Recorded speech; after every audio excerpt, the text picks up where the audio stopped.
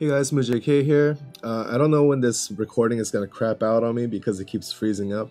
So I'm just going to try to get right to the point. This is the setup that I use for the Party of 5 requirement. I actually use Ling instead of a tank because I built her like an evasion tank. With her 40% native evasion plus 2 Ring of the Lucii, that gives her 90%. And an evade TMR, this is science TMR.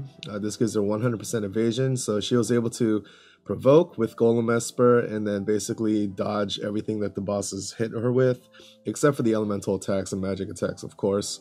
But for the most part, she was able to, keep our party relatively healthy. Definitely the MVP of the fight, and there was one point when everybody was dying. There was acid rain, and that wipes out provoke as well. And people started dying left and right. And she just literally every turn just started reviving the entire party until it went on for like 3 or 4 turns until they finally hit her enough times and missed that the other people could stay alive, and then we get back on my feet. So she was definitely the MVP of the party, no doubt. And she has infinite mana because as she's provoking, as she's getting hit, or they're swinging at her, she's basically using Holy as a counter and reviving or replenishing her MP all along the way.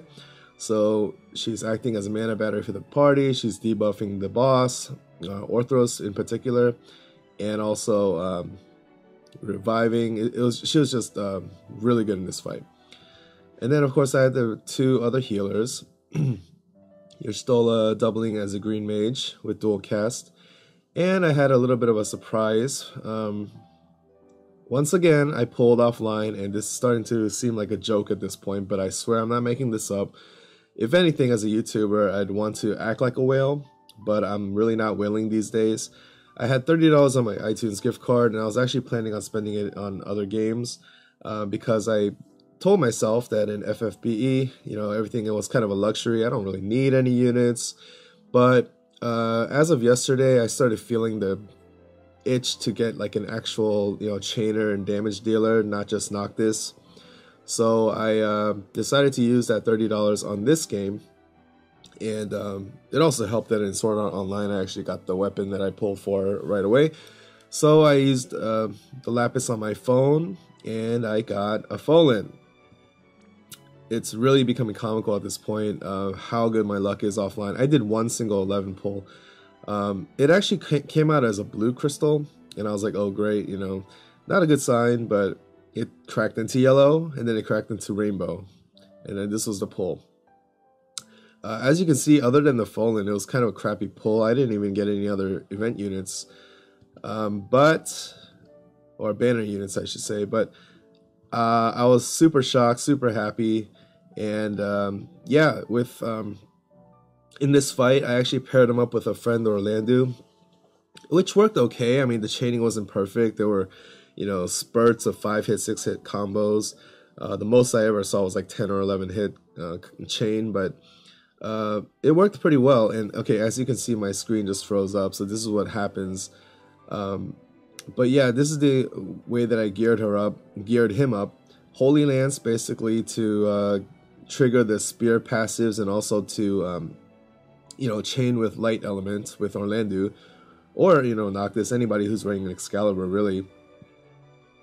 And then I put Dark Knight Soul, 2 quick assaults, and Aquan Killer. You can't see it right now because the screen's frozen, but the 2 quick assaults give him extra evasion in addition to the attack, so his evasion goes up to 50%, which actually came in handy a lot of the time. He actually survived really well along with Ling. And Dark Knight Soul because he's able to wear heavy armor, and he has a mana blade, a sword, so that's a 50% passive there. And then the Aquan Killer to give extra damage on Orthros, and the Diablos Esper gives Demon Killer to help with Typhon. So he worked really well. Yeah, give me 1 second here. Okay, so yeah, that taking 1 turn to set up the wind resistance down actually wasn't a problem in this fight, because I found that on that same turn I was using Orlando's crush weapon to debuff Orthros' attack, and then on that same turn I would use Fohlen's whatever is this, like vortex something, let's see here.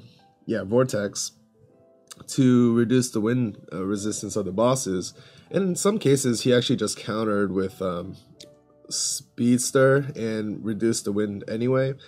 But yeah, like it wasn't really a problem. And then the next turn, they would just attack together.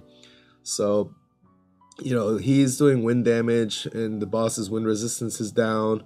Orlando's doing holy damage and the holy resistance is down. And Fohlen has the holy lance, so they're chaining with the holy elemental as well. So the damage wasn't like amazing like 2 Orlando's would be, but it actually got the job done. And I was very pleased with his survivability. He really survived really well. Even when Orlando was dying and everybody else was dying, except for Ling, he stayed alive pretty much the whole time. So I was very happy with him.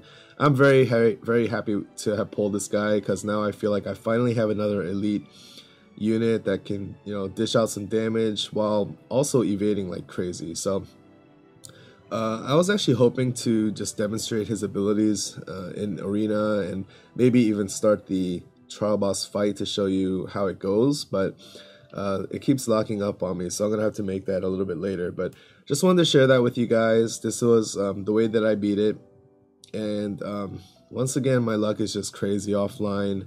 I don't know what it is, but I'm not making it up. There's no reason for me to. So anyway, catch you guys next time. Hopefully the video will record properly, and yeah, good luck with everything.